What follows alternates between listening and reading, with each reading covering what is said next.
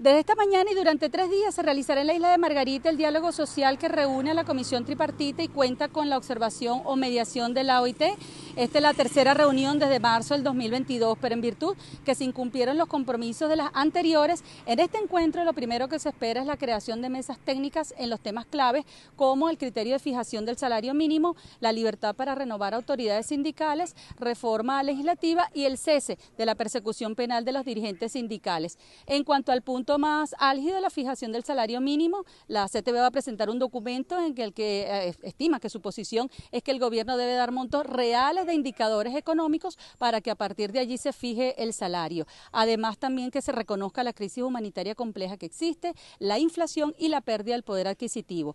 Piden igualmente que se considere información internacional como el dato que aportó el Banco Mundial que respecto a que el ingreso menor a $2,15 diarios conlleva a pobreza extrema.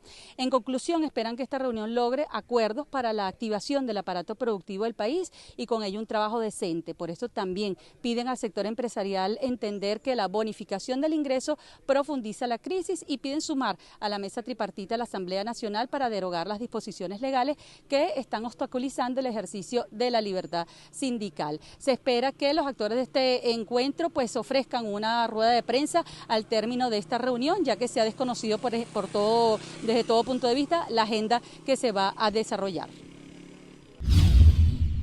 La internacionalista María Clara Roballo aseguró que el tema migratorio no ha sido prioridad en el gobierno de Gustavo Petro. Sin embargo, señaló que espera que se incluya con más preponderancia en el Plan Nacional de Desarrollo, en el cual se define la agenda de inversión y trabajo de cada gobierno. Habrá que ver cómo se incluye, si se generan políticas específicas o se incluye esta población en otros programas de atención a la población colombiana en general. Habrá que ver y creo que eso va a decir mucho de cuál va a ser el talante del gobierno Petro en materia migratoria. Roballo comentó que otra de las propuestas anunciadas pero no concretadas fue ampliar la fecha para que otros venezolanos pudieran acceder al PPT e incluso poder darlo a ciudadanos de otros países, pero aún no hay una ruta clara para ello. Desde el presidente, el canciller, la vicecanciller de Asuntos Multilaterales han garantizado el respeto de derechos humanos de la población migrante. Asimismo, también en escenarios internacionales, el gobierno colombiano se comprometió a la aplicación del protocolo de Cartagena, que amplía la definición de refugiado. Esto quiere decir que podría, si bien Colombia ya firmó desde 1984 este protocolo de Cartagena, no lo había aplicado, y es darle un reconocimiento de estatus de refugiado a un número mayor. Destacó la creación del Ministerio de la Igualdad, en el cual se incluye atención a los migrantes, refugiados y a otras poblaciones vulnerables, pero ese despacho aún no tiene funciones reglamentadas. La investigadora se mostró inquietada por algunas medidas, como la eliminación de la gerencia de fronteras, cuyas tareas ahora atenderá la Cancillería. La Cancillería tiene múltiples temas, no está enfocada específicamente en el tema de la integración, y pues habrá que ver cómo se desarrollan estas nuevas funciones que hoy con este gobierno adquiere la Cancillería y que efectivamente requieren acciones rápidas, eficaces, una articulación muy grande con diferentes entes ministeriales, con diferentes entes nacionales y por supuesto locales. En cuanto al vencimiento de la ley de apatridia, espera que haya continuidad en la entrega de nacionalidad a los niños de padres venezolanos que han nacido en Colombia, pero no solo porque lo extiende la registraduría, sino que el Congreso legisle al respecto. Otra observación es que se han dejado de publicar las cifras de quienes han cambiado de estatus en el PPT, es decir, los aprobados, en trámite o entregados. No se ha actualizado cuántas personas han ingresado o han cambiado de fase dentro de este proceso del ETPB en los últimos meses, al menos en los últimos 2 meses o mes y medio. Creo que esto es muy importante para poder hacer seguimiento y no solamente de cómo va la política, sino de las necesidades que tiene esta población. En cuanto al certificado que comenzó a emitir Migración Colombia para quienes están en trámite de su permiso de protección temporal, Roballo señaló que este es uno de los vacíos que se presentan sobre el tema, debido a que así como algunas empresas desconocen el PPT, también desconocerían este documento. Por lo tanto, lo ideal sería que se solventen las fallas que tiene Migración y quienes cumplan los requisitos puedan tener su PPT. En Bogotá, Miguel Cardosa, BPI TV. El secretario de Seguridad Nacional de los Estados Unidos, Alejandro Mayorkas, aseguró que la cifra de migrantes que intenta cruzar de manera ilegal la frontera de México con su país disminuyó 90% tras el anuncio del paro humanitario para ciudadanos venezolanos, haitianos, cubanos y nicaragüenses. Mayorkas destacó que la administración de Joe Biden continúa trabajando en reforzar las vías legales para que ciudadanos de Venezuela puedan solicitar el programa de manera segura y rápida a través del sitio web oficial del Servicio de Ciudadanía e Inmigración de Estados Unidos. El secretario de Estado reiteró que todo aquel beneficiario tendrá la oportunidad de conseguir un permiso de trabajo y podrán permanecer en el país si demuestran que no serán una carga económica para la nación norteamericana. Asimismo, señaló que buscan incrementar la capacidad de las oficinas y jueces de migración que atienden los casos. Además, desean implementar un programa de reunificación familiar para los migrantes. Por su parte, Daniela Leven Cava, alcaldesa del condado de Miami-Dade, resaltó la importancia de trabajar de la mano del gobierno federal a los retos difíciles que supone la migración.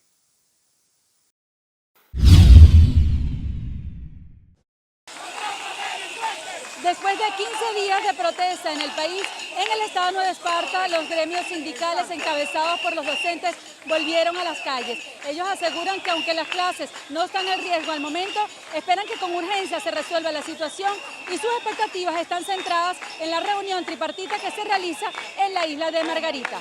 Maduro, estamos esperando tu respuesta, Santa ella. Te tienes miedo, pero aquí están los docentes del estado de Nueva Esparta. Exigiéndote respeto.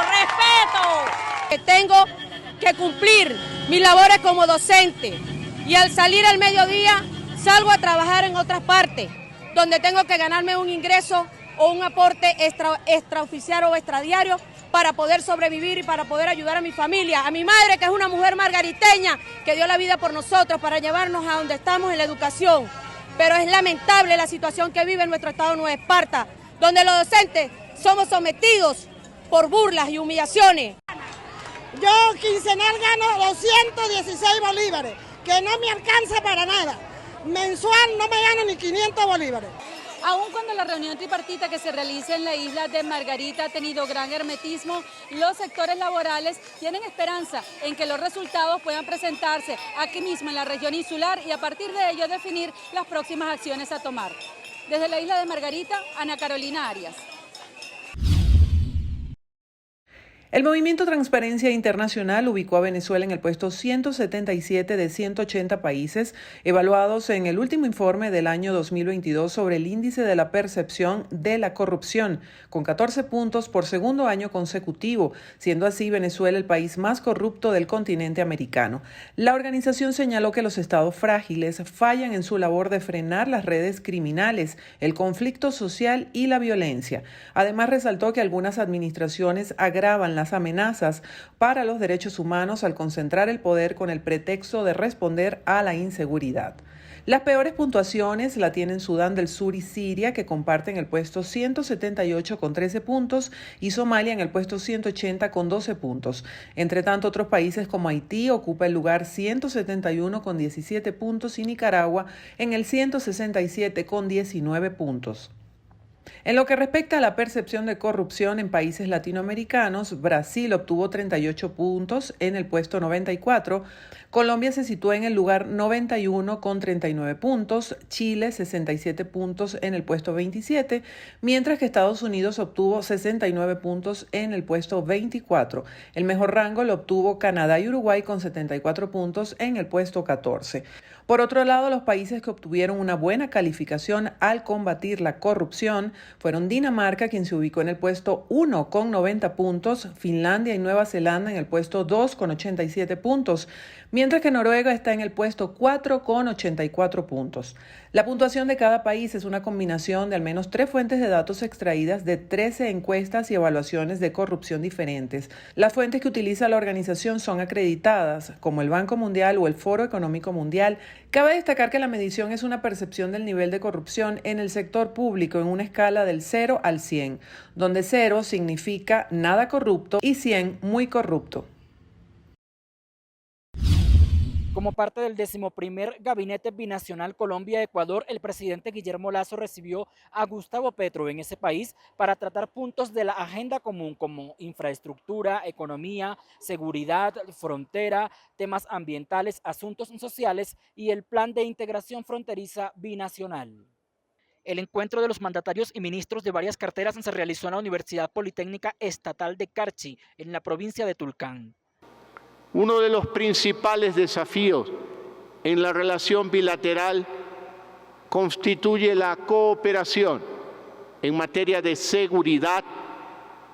Debemos enfrentar fenómenos como el crimen organizado, el tráfico ilícito de drogas y sus delitos conexos. Esto es el tráfico de armas, municiones y explosivos, lavado de activos, minería ilegal, sicariato, entre otros. Es de resaltar que también estuvo en la agenda la protección de la selva amazónica, la transición energética, la migración y la conectividad por la vía panamericana, la cual es fundamental para el intercambio comercial entre los dos países. Nuestras Fuerzas Armadas y nuestra Policía Nacional van a actuar en el ámbito de un plan estratégico que va a permitir fortalecer de manera efectiva la coordinación bilateral en la lucha contra estos flagelos, siempre ceñida al ordenamiento jurídico y soberanía de cada país. La agenda de Gustavo Petro contempla que regrese este mismo martes al país. Solo durante el mes de enero realizó 7 viajes al exterior. En Bogotá, Miguel Cardosa, BPI TV.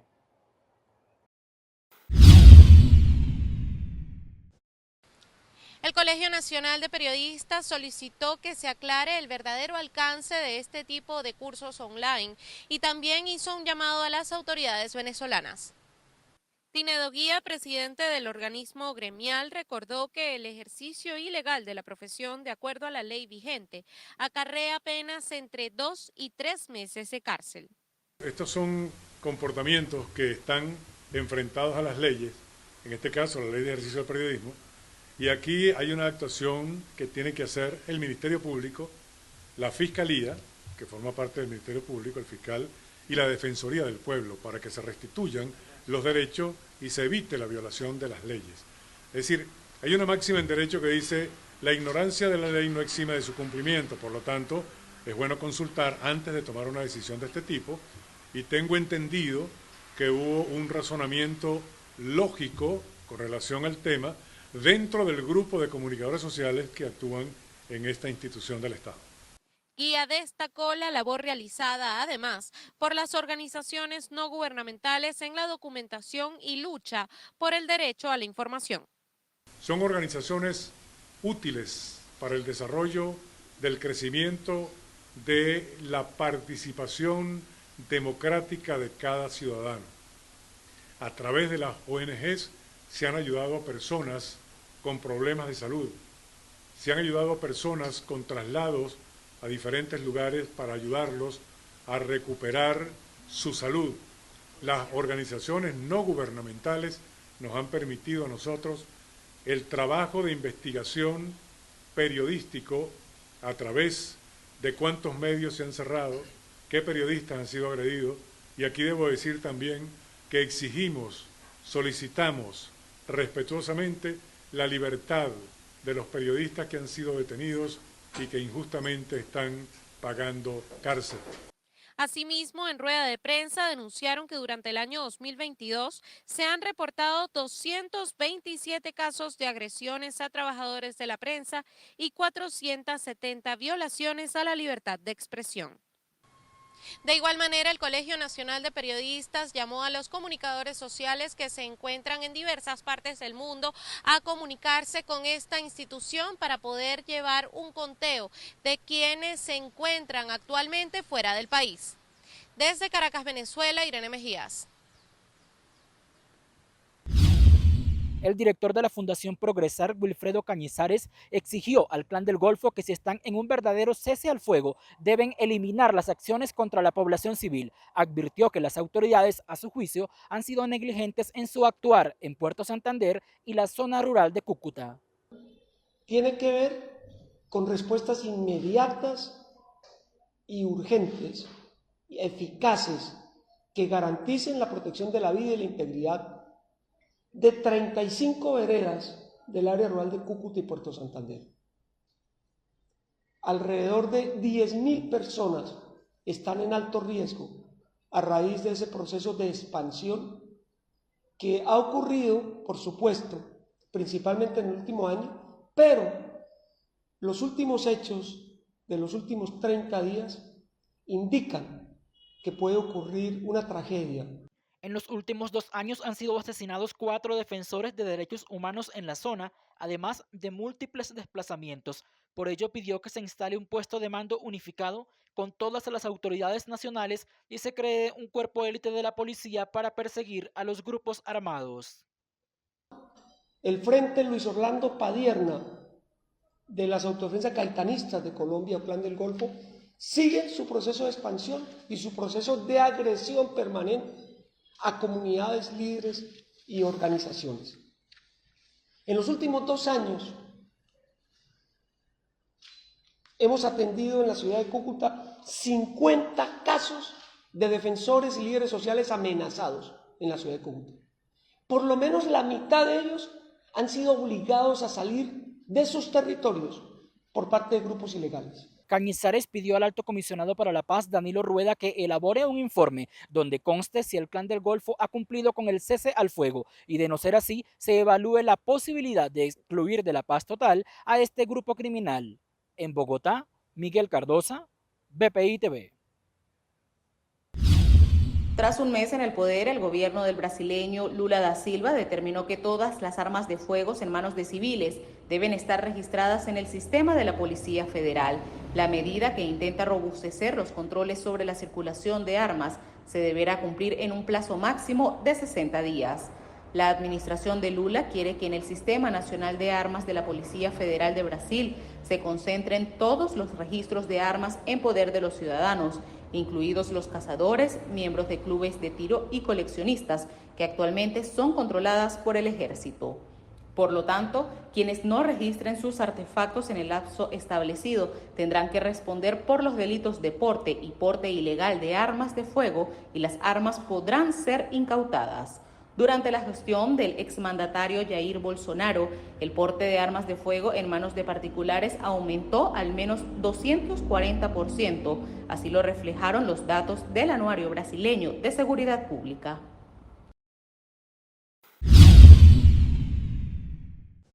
La delegación sindical de la Confederación de Trabajadores de Venezuela considera que el diálogo social fue un valioso espacio que se desaprovechó. Sin embargo, la semana próxima siguen las reuniones con la Comisión Técnica para presionar por acuerdos. Estamos pidiendo la seguridad social y que realmente haya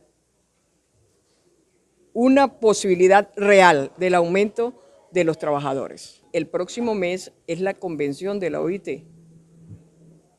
Por lo tanto, debe haber algo concreto, porque se está hablando de un salario de emergencia.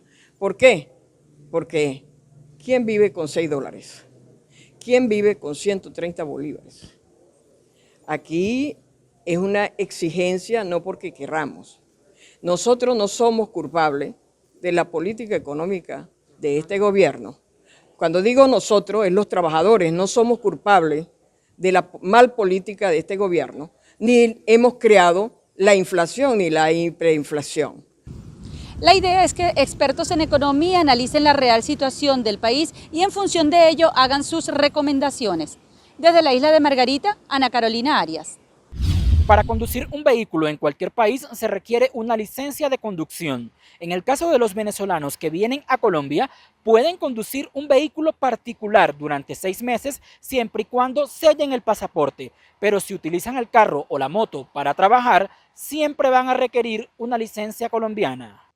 Conducir un vehículo sin licencia en Colombia acarrea una multa de un salario mínimo mensual, lo que es equivalente a 1.160.000 pesos. Para tramitar la licencia de conducir por primera vez, el extranjero debe tener pasaporte, cédula de extranjería o el PPT y aprobar un curso de conducción en una escuela certificada por el Ministerio de Transporte. También se debe realizar un examen médico en un centro de reconocimiento de conductores CRC. Tanto los datos del conductor, al igual que el curso y el examen, deben estar debidamente registrados en la plataforma RUN. Luego de esos trámites, el solicitante debe acudir personalmente a un punto de servicios integrales para la movilidad SIN. En ese lugar es donde se expide la licencia de conducción, luego de confirmar los datos en la plataforma, que haya pagado el monto correspondiente de acuerdo al tipo de licencia solicitada y se tome una fotografía del titular. Aunque en algunas oficinas de tránsito hay desconocimiento sobre los alcances que tiene el permiso de protección temporal PPT, este documento es permitido para que usted tramite su licencia de conducción. Así lo establece oficialmente una resolución emitida el 2 de agosto del año 2022. En Bogotá, Miguel Cardosa, BPI TV. De niños migrantes no acompañados ha vuelto a sorprender este inicio de año a la frontera norte de México, donde autoridades han encontrado grupos de decenas de menores de edad en medio de las restricciones migratorias de Estados Unidos. Autoridades mexicanas y activistas en la fronteriza Ciudad Juárez han detectado que en los últimos meses ha incrementado la llegada de menores de edad sin compañía de adultos que intentan cruzar a Estados Unidos, en su mayoría originarios de Centroamérica.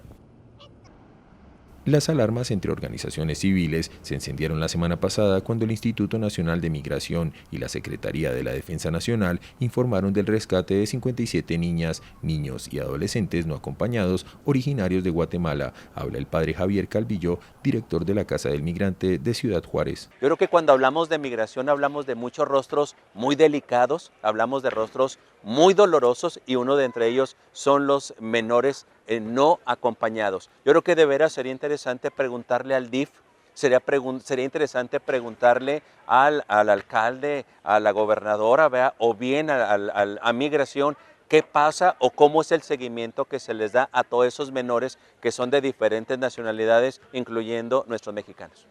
Los menores de edad estaban en la carretera de Chihuahua a Ciudad Juárez, dentro del remolque de una camioneta, una condición que suele provocar la muerte de migrantes por hacinamiento. Los migrantes quedaron bajo la tutela de la Procuraduría de Protección de Niñas, Niños y Adolescentes del Distrito Bravo del Estado de Chihuahua. El Instituto Nacional de Migración reportó en 2022 el rescate de casi 747.000 migrantes en situación irregular durante todo el año, de los que más de 110.000 eran menores de edad. De ellos, 14.270 fueron migrantes no acompañados y México devolvió a sus países a cerca de 6.000. El bolívar finalizó el año 2022 como una de las monedas más devaluadas, según el índice Big Mac, un indicador de la revista The Economist que se basa en el precio de la popular hamburguesa de la compañía McDonald's para reflejar el poder adquisitivo de cada país. Una Big Mac en Venezuela durante el mes de diciembre de 2022 tenía un precio de 56.3 bolívares, con una tasa de cambio de 10.60 bolívares por dólar. En dólares estadounidenses era de 5.39. La diferencia entre esa tasa de cambio y la publicada por el Banco Central de Venezuela de 20.71 bolívares cuando se publicó el estudio esta semana sugiere que la moneda nacional se depreció 49.3% de acuerdo con el indicador Big Mac, costando en la actualidad 103.55 bolívares, es decir, 5.39 dólares. En diciembre de 2022, el precio promedio más alto de una Big Mac en América Latina fue de 5.42 dólares estadounidenses, registrado en Uruguay con un salario mínimo de unos 520 dólares mensuales. En contraparte, el segundo precio promedio más bajo de este producto en la región fue de México, estimado en solo 3.34 dólares por delante de Colombia, con un precio de 3.29 dólares. Este cálculo es ampliamente usado como un indicador de la capacidad de compra de una moneda y del impacto de la inflación en las economías. Venezuela es una de las naciones donde la mayoría de los ciudadanos no pueden pagar una hamburguesa Big Mac sin que esto represente un gasto significativo, dado que el salario mínimo se ubica en alrededor de $6. Las monedas menos devaluadas frente al dólar en América Latina, según el índice Big Mac, son el peso argentino con un diferencial de menos 1% del peso en relación con el dólar. La de Costa Rica, con una devaluación del menos 7.4%, la de Chile, con un diferencial de 11.4% del peso con respecto al valor del dólar, la de Brasil, con un diferencial de menos 17.2%, Nicaragua, menos 21.2%, México, menos 21.8%, Colombia, menos 22.4%, Honduras, con menos 24.5%, Perú, con menos 33.2% y Guatemala, con menos 35.8%. Los ecuatorianos responderán este domingo a un referéndum con el que el presidente Guillermo Lasso propone reformar en temas de seguridad, organización política y medio ambiente, aunque sus opositores creen que las preguntas son tramposas y alertan sobre un posible riesgo a la democracia. Con el referéndum, el Ejecutivo busca impulsar 8 cambios en la Constitución, uno de los cuales tiene que ver con una de las mayores preocupaciones de la población, la inseguridad. Karen Sichel, asesora jurídica de la presidencia, explica. Lo importante es que creo que además de que las 8 preguntas constituyen 8 herramientas que van a modificar nuestra Constitución y que van a dar herramientas en diferentes niveles a las instituciones y a los ciudadanos para luchar contra el crimen organizado, creo que además manda un mensaje comunicacional importante de que los ecuatorianos estamos dispuestos a decirle sí a un Ecuador más seguro, menos politiquería y también más cuidadoso con el medio ambiente. En contraposición, para la Confederación de Nacionalidades Indígenas de Ecuador, que agrupa a 14 pueblos originarios, se trata de una pregunta que manipula a la gente, pues extraditar no equivale a expulsar la delincuencia, y la extradición no ayudará a reducir el cometimiento de los delitos. El presidente de la CONAIE, Leonidas Issa. El 18 de noviembre la CONAIE decidió trabajar en la consulta popular todo por el no. El referéndum termina con 2 preguntas sobre el medio ambiente, una relacionada con incorporar un subsistema de protección hídrica al Sistema Nacional de Áreas Protegidas y otra sobre compensaciones reguladas por el Estado por apoyo ciudadano a la generación de servicios ambientales. Anthony Blinken, secretario de Estado de Estados Unidos, suspendió su visita programada para este fin de semana a China, tras la denuncia del gobierno de su país sobre el hallazgo en su territorio de un globo aerostático que sirve presuntamente como espía de la nación asiática, según autoridades estadounidenses. El viaje de Blinken iba a ser la primera visita de un titular de Exteriores estadounidenses a Pekín en 5 años. Desde la Casa Blanca, el portavoz del Consejo de Seguridad Nacional, John Kirby, había anticipado que de darse la visita, Blinken y los responsables chinos abordarían temas que han mantenido la relación de ambas naciones en tensión, como la guerra de Ucrania, temas de seguridad, la crisis climática, entre otros.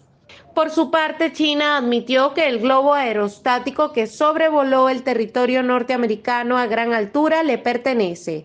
Sin embargo, pidió no especular sobre su uso. A través de un comunicado del Ministerio de Relaciones Exteriores, señaló que es un dirigible civil utilizado con fines de investigación, principalmente meteorológicos. Informaron que la aeronave se desvió mucho de su curso previsto por culpa de vientos del oeste y una capacidad limitada de autodirección. La Cancillería lamentó la entrada no intencionada del dirigible en el espacio aéreo estadounidense y afirmó que continuará comunicándose con Washington. Pekín aseguró que hará frente a esta situación inesperada causada por fuerza mayor.